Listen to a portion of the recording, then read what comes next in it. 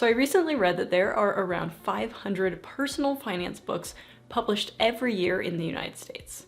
Now that's a lot of books, so how do you know which ones to actually read?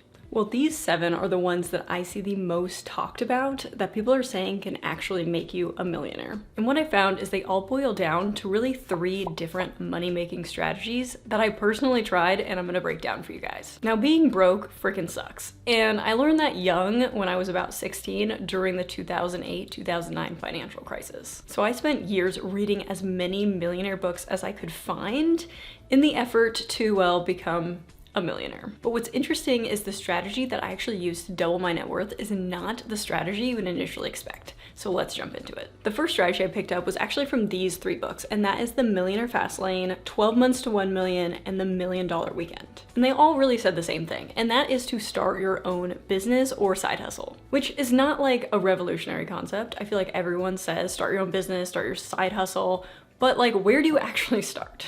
Well, the first thing you need to know is your freedom number, which is basically how much you need to live on, and it comes from the book, The $1 Million Weekend. I tracked how much I was spending in Notion, and I actually found that on average, I'm spending around $3,300. So that would be my freedom number because that's the amount of expenses I have on average per month. Okay, so we got our freedom number and now we need to find a business idea, which is a bit overwhelming because how on earth are you supposed to find a business idea? But in the $1 Million Weekend, he actually answers this question, saying that customers don't really care about your ideas. They care about if you can solve their problems.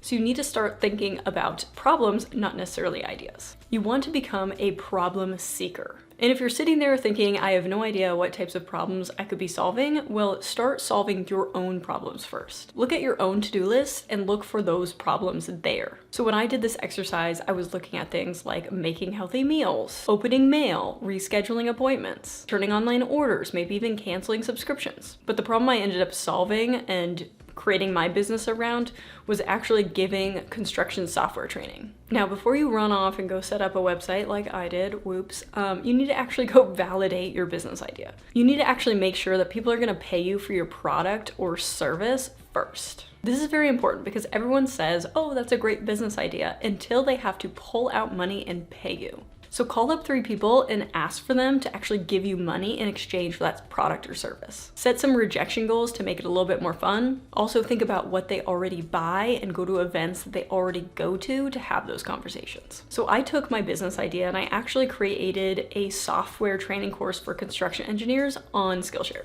And I made a couple $100, don't get me wrong, but it wasn't until I added this validation step that really pivoted and changed the direction of my business. After going to these events and talking to people, I actually found out that there's a lot of construction companies that want in-person training and they'll pay extra money for it. So I scrapped the original business idea of doing online courses and now I do in-person trainings, charge a lot more, make a lot more, and I actually started to see some traction when it comes to my business. And this was all by going through this process of validation. And now that I've validated my business and I know there's money in it, it's time for the next step, which is growth. A lot of the books agree on this and they talk about setting hyper-focused goals. This could be to meet 100 new people at network events, land 50 clients, get 1,000 subscribers, reach $10,000 in revenue, or speak at 3 events. And then the goal is to have enough profit to cover that freedom number that we originally said, and then keep growing until you become a millionaire. So big question. We went through all the steps, we read all the books. Did I become a millionaire by growing my business? Well, no. I wish it was that simple, but I did make a lot of money. I brought in $40,488 in 2023 and $29,447 in 2024. But that is all revenue. Profit-wise, I made $8,223 in 2023 and $4,440 in 2024. So I think there's some hope in this strategy because you can generate some money, but we're still gonna need to read some more books, millionaire books, because we have not cracked the code yet. And now we move on to strategy 2, which I actually discovered after reading the book Main Street Millionaire by Cody Sanchez. This strategy is all about buying pre-existing profitable businesses. You run them as an owner, but you pay an operator to do the day-to-day work. But how does this actually work? Well, this is really cool because she actually introduces us to micro acquisitions. And this is referring to buying teeny tiny businesses. Now, she defines a micro acquisition as buying a business that's worth less than $1 million, has around $200,000 in profit, which is also really important because you're gonna take $100,000 of that for yourself, and then you're gonna pay an operator $100,000 as well. That's important because if there's not enough profit in the deal, then you just bought a job, not necessarily a business. And lastly, less than 3 people in the company. We also get introduced to this concept called seller financing. Seller financing is when you pay the seller over time with the future profits of the business, instead of using a traditional bank loan. Now, my first question when reading this was, why would somebody do this, right? Now, luckily she walked us through an entire example, which really helped me solidify what was going on here. The example she has in the book is, let's say there is a business and the seller is wanting to sell the business for around $1 million. Now, there's 2 options. They can sell the business to you and you pull out a bank loan, or they can sell the business to you and you do seller financing. If they sell the business to you and you go to the bank to get a bank loan, the bank might say, okay, I can only offer you $750,000 loan to you. So you can only give the seller $750,000. Now, you also have to give the bank $60,000 of interest over 10 years. And that's just assuming an 8% interest rate. That money never goes to the seller. So the seller only takes home the $750,000. Now, option 2 is you pay the owner more than what they're asking for. Let's say $1.15 million. Plus, you're gonna pay them 5% interest over 10 years to them as well. That's another $57,000. But that is only as long as they use seller financing, where you pay them with the profits of the business over time. But this means the owner will take home more like $1.2 million total. So they make more money, you don't have to pull out this massive bank loan.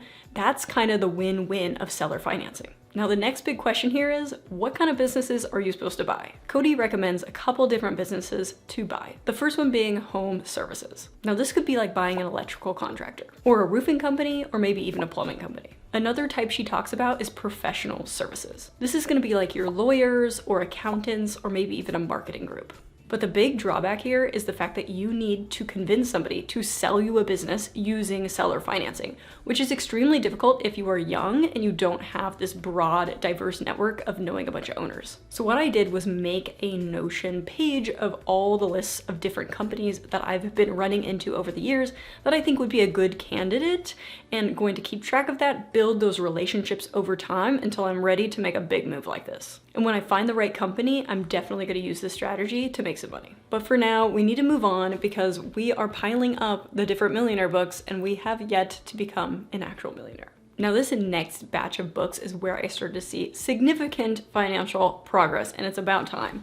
So this was I Will Teach You to Be Rich, Millionaire Mission, and then Rich AF. And this is the strategy I used to get out of $85,000 of student loan and car debt. And I was also able to grow my net worth well into the 6 figures. And no, it's not some cryptocurrency or selling pictures of your feet online. I wish it was that easy, but it's actually getting a high-paying job and taking advantage of very specific employer benefits and investment funds. Now, I know it doesn't sound glamorous getting rich through corporate employment, but it is a great way to build wealth. But you have to follow a very specific set of instructions, and more importantly, in the correct order. So that's exactly what I did. Now, the first step is covering your highest deductible. And this comes from the Millionaire Mission, and it's basically setting aside a couple $1,000s in case of emergencies. This is different than an emergency fund because it's only a small amount of money to really cover things like if you were in a car accident, had a medical emergency, had a flat tire, or you broke your phone, or you broke an appliance, like something in your apartment. Now, once you have that covered, before your paycheck hits your checking account, you're gonna want your employer to take out a percentage and put it into a 401k account. This is typically part of your benefits package if you work at a company. You'll want to do the percentage match that your company allows. So let's just say in their documentation, it says that they will match up to 3%. That's how much you will set up in your company portal to take out of your paycheck and put into that 401k fund. Now, you will have to select the fund that you want to put it in, and I Will Teach You to Be Rich has a list of them. He said the simplest one, and people who don't want to manage their own funds, is the target date fund, so that's what I did, but do what's best for you. After they take that out, the rest of your money will go into a checking account. Then you will use what's left over to pay off your bills. So that would be rent or credit cards.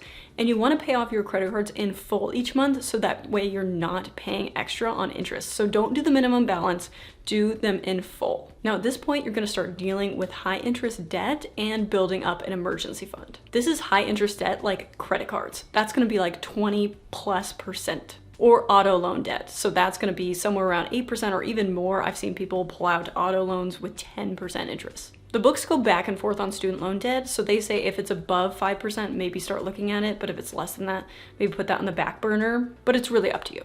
And you're also gonna start building an emergency fund, and this is usually 6 months worth of expenses just in case you lose your job and you don't have any income. Now this is where we start outsmarting the system. So you may have heard of an HSA account, so you're gonna open one of those with your company if they allow it. You're gonna max that out, so you're gonna contribute the full amount, which I think is around $4,000, but I'll put links below. But let's assume you make $100,000, so we're just gonna throw 4% in there. But we're not gonna stop there. We're actually gonna invest that money into a fund. Only 9% of Americans actually do this. The rest of them kind of hold it in cash. We're not gonna hold it in cash, we're gonna invest it. The books all say to do this, but what I did is I basically went to the company portal and then looked for a button that said invest. So what I do is I don't spend any money out of my HSA on medical expenses. I actually just keep the receipts and then I'll reimburse myself later.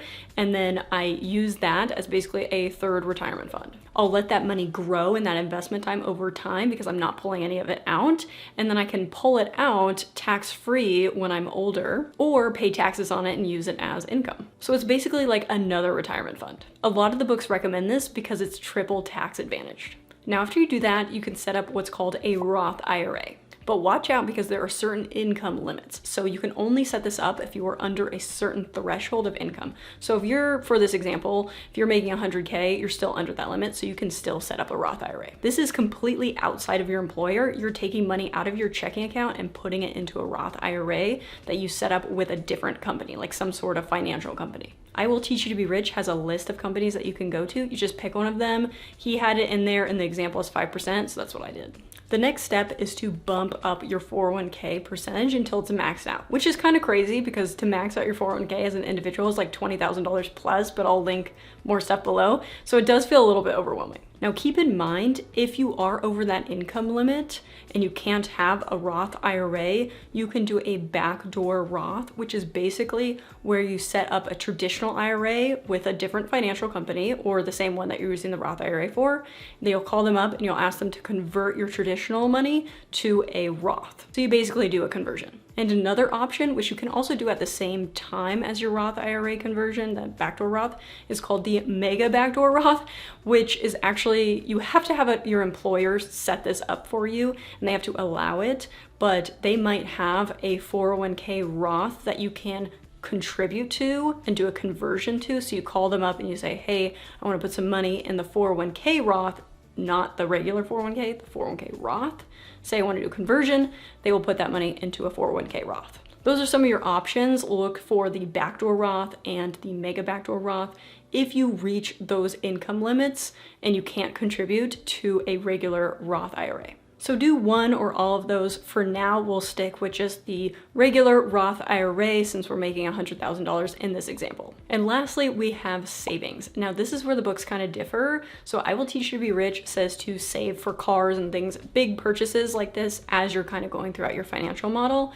But Millionaire Mission says to save this till the end. So it's really up to you. I really like to save as I'm doing this as well. I just will lower the contribution to a lot of the different accounts while I'm saving. And you'll want to do this in a high interest savings account. But this is your financial model if you want to grow your wealth substantially, and it's the best strategy that I've used so far. So, big question. Am I a millionaire yet after reading all these 7 books, trying these 3 different strategies and everything? Well, no.